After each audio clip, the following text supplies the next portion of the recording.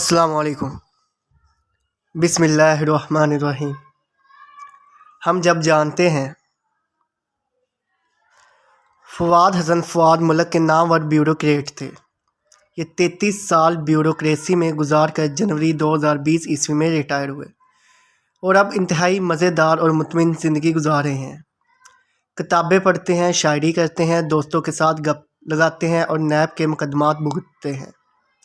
آپ ان سے لاکھ اختلاف کر سکتے ہیں، لیکن آپ ان کے کریکٹر، ایمانداری، حب الوطنی اور پروفیشنلزم پر انگلی نہیں اٹھا سکتے۔ یہ حقیقتاً عزت دار اور ہر قسم کی علائشوں سے پاک شخص ہیں۔ میں جب بھی لاہور جاتا ہوں ان سے وقت لیتا ہوں اور گھنٹہ آدھ گھنٹہ ان کی گفتگو سنتا ہوں۔ یہ بیوروکریسی اور حکومت کاری کی لائبریری ہے۔ ملک کے ہر اہم واقعے نے ان کے سامنے پرورش پائی تھی، یا یہ اس کا پارٹ رہے تھے، لہٰذا ہم انہیں عینی شاہد کہہ سکتے ہیں۔ یہ سروس کے آخری 2.5 سال وزیر اعظم کے پرنسپل سیکرٹری اور اس سے پہلے سیکرٹری ٹو پی ایم رہے۔ یہ ملک کی اہم ترین سرکاری پوزیشن تھی، چنانچہ پی ٹی آئی کے دھرنے سے لے کر ڈون لیکس تک اور پاناما سے لے کر 2018 کے الیکشنز تک ملک کا ہر اہم واقعہ فواد صاحب کے سامنے پیدا اور جوان ہوا۔ میری ان سے سروس کے دوران ملاقاتیں نہیں تھیں، لیکن ان کی ریٹائرمنٹ کے بعد نیاز مندی شروع ہوئی اور یہ تاحال قائم ہے۔ مجھے ان کی ایک اور خوبی نے بہت حیران کیا۔ ان سے جب بھی اور جو بھی پوچھا، فواد صاحب نے بلا خوف اور تردید منوعاً بتا دیا، اور یہ ذرا سے بھی ابہام کا شکار نہیں ہوئے۔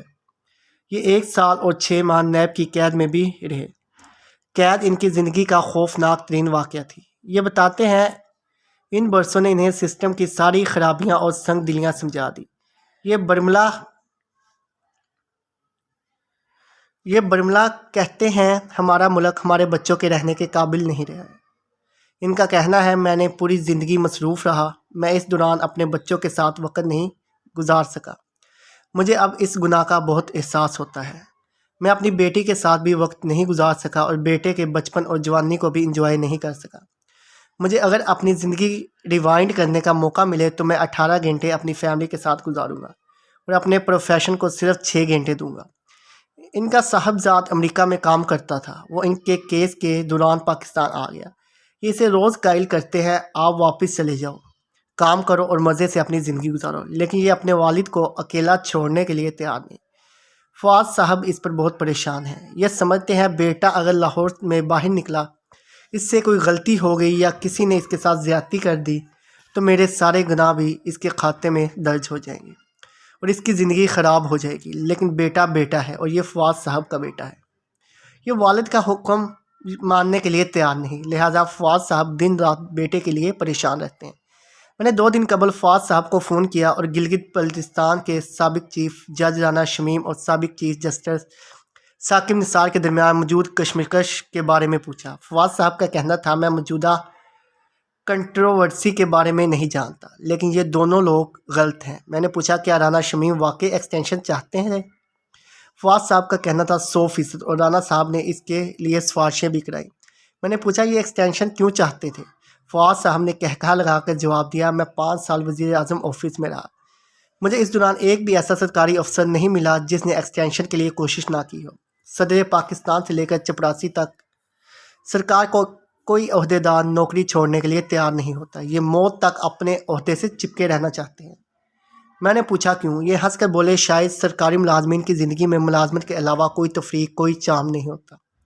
رانا شمیم بھی اس چام کا شکار تھے، لہٰذا انہوں نے ایکسٹینشن کے لیے سر توڑ کوشش کی، پارٹی کے عہدیداروں سے بھی سفارش کرائی۔ ڈاکٹر آصف کرمانی بھی ان کے سفارشی تھے۔ وزیر اعظم نے میری رائے لی، میں نے انکار کر دیا۔ میرا خیال تھا ایکسٹینشن نہیں بنتی، یہ میرٹ کا قتل ہوگا۔ وزیر اعظم نے ایکسٹینشن ریجیکٹ کر دی۔ رانا شمیم میرے ساتھ ناراض ہو گیا۔ یہ جج تھے، انہوں نے کابینہ کے کسی فیصلے کو جواز بنا کر مجھے توہین عدالت کا نوٹس دے دیا۔ مجھے اپنی عدالت میں بھی دیکھنا چاہتے تھے، لیکن ان کی خواہش پوری ہونے سے پہلے مجھے نیب نے گرفتار کر لیا۔ میں نیب کی حراست میں تھا، لیکن رانا صاحب کا غصہ ٹھنڈا نہ ہوا اور انہوں نے مجھے گلگت طلب کر لیا۔ ڈی جی نیب لاہور نے ان کا نوٹس پہنچا دیا۔ رات 3 بجے مجھے گاڑی میں اسلام آباد پہنچایا گیا۔ ہم اگلی صبح فلائٹ کے ذریعے گلگت پہنچے۔ وہ رات لاکب میں گزاری اور اگلے دن مجھے رانا شمیم کی عدالت میں پیش کر دیا گیا۔ میں نے اپنی شکل دکھائی اور مجھے واپس جانے کی اجازت دی گئی۔ میں نے ان سے پوچھا اور جسٹس ثاقب نثار کے بارے میں آپ کے کیا خیالات ہیں؟ یہ بولے میں ان پر تبصرہ نہیں کر سکتا، لیکن پوری دنیا جانتی ہے میں نواز شریف کو کیوں اور کیسے نااہل کیا گیا ہے اور 2018 کے الیکشنز کیسے ہوئے تھے۔ میں نے پوچھا یہ درست ہے آپ کو جسٹس ثاقب نثار نے پرنسپل سیکرٹری کی حیثیت سے دوبارہ طلب کیا تھا؟ فواد صاحب ہنس کر بولے یہ درست ہے، مجھے پہلی بار دل کے سٹنٹس کی قیمت کم کرنے کے لیے بلایا گیا تھا۔ میں عدالت میں حاضر ہوا۔ چیف جسٹس میرے ساتھ شائستگی اور تہذیب کے ساتھ پیش آئے۔ طلب کرنے پر معذرت کی، فرمایا ہم آپ کی مدد لینا چاہتے ہیں۔ دل کے سٹنٹ 4.5 لاکھ روپے میں مل رہے ہیں اور غریب مریض یہ رقم ادا نہیں کر سکتے۔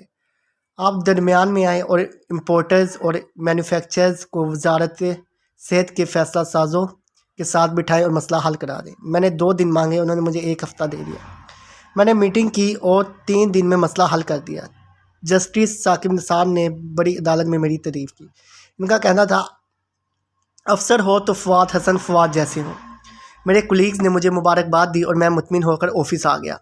لیکن پھر 48 گھنٹے بعد 3 فروری 2018 کو مجھے عطاء الحق قاسمی صاحب کی تقرری کے جرم میں نوٹس آ گیا۔ مجھے چیف جسٹس کی عدالت میں طلب کیا گیا۔ میں پیش ہوا تو صورتحال بالکل مختلف تھی۔ چیف جسٹس نے بڑی عدالت میں کہا کون ہے یہ فواد حسن فواد؟ میں کھڑا ہوا اور پھر میرے ساتھ وہ ہوا جسے میں آج تک نہیں بلا سکا۔ مجھ پر الزام لگایا گیا میں نے عطاء الحق قاسمی کو چیئرمین پی ٹی وی بنوایا تھا۔ میں نے عرض کیا سر ہم نے وزارت اطلاعات اور پی ٹی وی کی بورڈ کو تجویز بھجوائی تھی، فیصلہ متعلقہ وزارت اور بورڈ نے کیا، آپ انہیں بلا کر پوچھ لیں۔ لیکن وہ دن اور پچھلا دن 100% مختلف تھا۔ میں آج بھی 4 سال بعد اس کیس میں پیشیاں بھگت رہا ہوں۔ میں نے ان سے پوچھا کیا آپ رانا شمیم اور ثاقب نثار دونوں کو غلط سمجھتے ہیں؟ وہ ہنس کر بولے میں فیصلہ کرنے والا کون ہوتا ہوں، عدالتیں جانے اور ان کے جج جانے، لیکن سچائی اب ڈکی چھپی نہیں ہے۔ وہ فواد صاحب کے ساتھ بحث کرنا چاہتا تھا لیکن میں نہ کر سکا، لیکن ہمیں بہرحال ماننا پڑے گا معاشروں کی عمارتیں انصاف کی بنیادوں پر کھڑی ہوتی ہیں۔ انصاف جتنا زیادہ اور اچھا ہوگا ملک اتنا ہی ترقی کرے گا اور ان میں امن و امان اور سکون بھی اتنا ہی زیادہ ہوگا۔ لیکن اگر یہ بنیاد کمزور ہوگی تو پھر عمارت بن سکے گی اور نہ کھڑی رہ سکے گی، اور ہمارے ملک میں انصاف سرے سے ہی موجود نہیں۔ ہم بچپن میں سنتے تھے پاکستان میں انصاف فقط امیر اور طاقتور کو ملتا ہے، غریب صرف سزا پاتا ہے، لیکن ہم آج کھلی آنکھوں سے دیکھ رہے ہیں امیر ہو یا غریب پاکستان میں یہ دونوں انصاف سے محروم ہیں۔ افتخار محمد چودھری، جنرل پرویز مشرف، آصف علی زرداری، میاں نواز شریف، جسٹس فائز عیسیٰ اور فواد حسن فواد اس کی تازہ ترین مثال ہے۔ یہ تمام لوگ طاقتور تھے لیکن یہ بھی جب عدالتوں میں پہنچے تو عبرت کے نشان بن گئے، اور اگر اب جسٹس ثاقب نثار اور چیف جج رانا شمیم کو بھی عدالت نے طلب کر لیا تو آپ ان کا حشر بھی دیکھ لیں گے۔ لہٰذا پھر سوال پیدا ہوتا ہے ہم یہ جب جانتے ہیں معاشرے کفر کے ساتھ سلامت رہ سکتے ہیں لیکن نا انصافی کے ساتھ نہیں، اور ملک کو ایک غیر جانبدار اور شفاف نظام عدل ہی بچا سکتا ہے، تو ہم ایک ہی بار ملک میں انصاف قائم کیوں نہیں کر دیتے؟ ایک ایسا نظام عدل کیوں نہیں لے آتے جو صرف جرم دیکھے، مجرم کا چہرہ نہ دیکھے؟ ہم آخر کب تک کھلی آنکھوں سے مکھیاں مارتے رہیں گے؟